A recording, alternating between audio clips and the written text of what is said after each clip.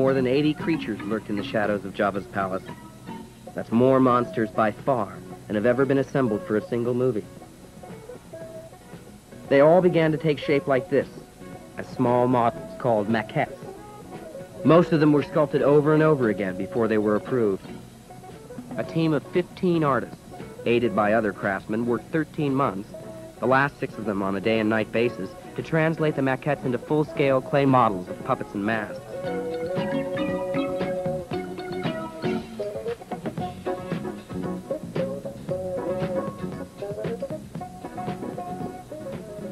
Well over $1 million was spent on creature development and construction.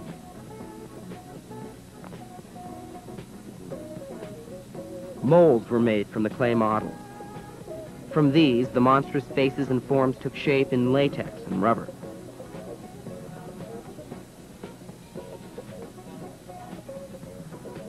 Painting was painstaking. The creatures had to have that lived-in look. Maybe they were not of this earth, but they had to seem as if they were of some earth somewhere.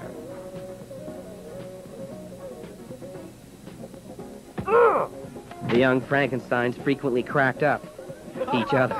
It was a way of easing the strain of a long, hard job.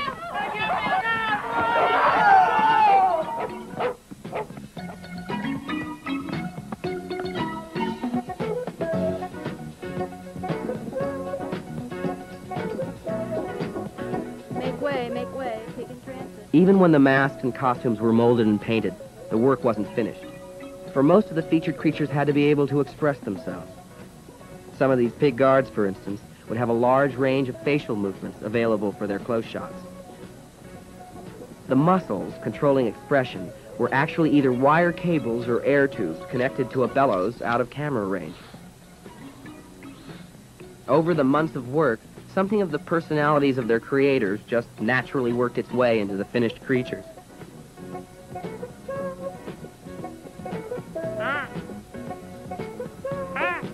Cy Snoodles, lead singer in Jabba's band, began her career as a dancer. But Max Rebo was first and last a keyboard artist. George made frequent visits to check on the progress of the creatures as they were being developed. Oh, that's great. Yeah, it's like a... Joel's way to open the door and do it's like he's coming down to the... One of the more amusing things will be to have a vocalist. How about Snooty? So we can have her be the singer. Sure. Yeah, it'd be great. She's got such a tiny little mouth. She's going to sing lyrics. We're going to have to articulate her mouth. Well, yeah, it would have to be... what it means is we'd have to figure out a way of opening the mouth and making it at least open and close. The thing is, it doesn't have to be articulate. All it has to do is be able to open and close. It's a binary system, which it goes like this, wow, this, and that gives us some room to come up with some lyrics and make a song. And also gives us a great way of spotlighting. Okay, ready? Miss Snooty's basic movements were provided by puppeteer Tim Rose, working below her stage. His legs were connected to hers by rods, so she could duplicate his steps precisely. Her microphone was also controlled from below stage, also by a rod. This, in turn, controlled movement of Snooty's snoot, which was connected to the mic by a wire that would be invisible in the final film. More wires connect Snooty's upper body with another operator, who works her as if she were a giant marionette. Her song was written in English, but translated into Huttese, Jabba's official court language.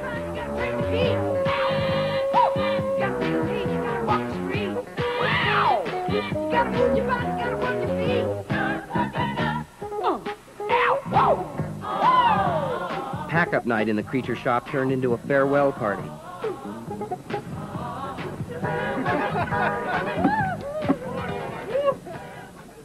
Came the dawn, time to go.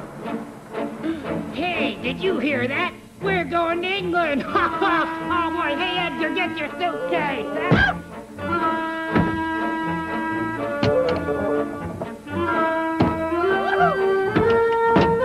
Hey, say, does anybody know what the in-flight movie is?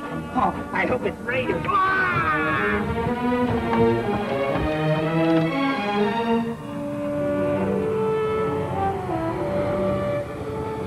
Their destination? Elstree Studios outside London. where Jabba's palace stood empty and waiting for them to land. Hello? You.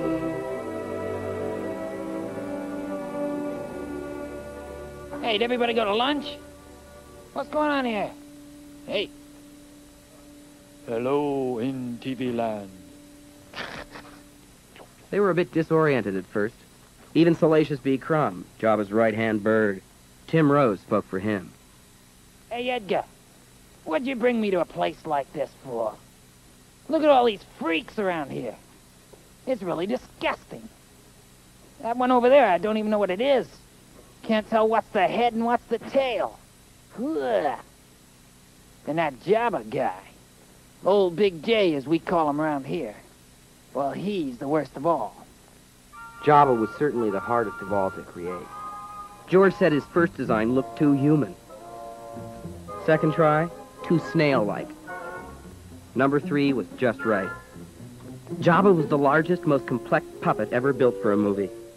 He was constructed the same way the smaller creatures were. His head and neck had to accommodate 2 main operators. They would be joined, for most shots, by other puppeteers located elsewhere in Jabba's body.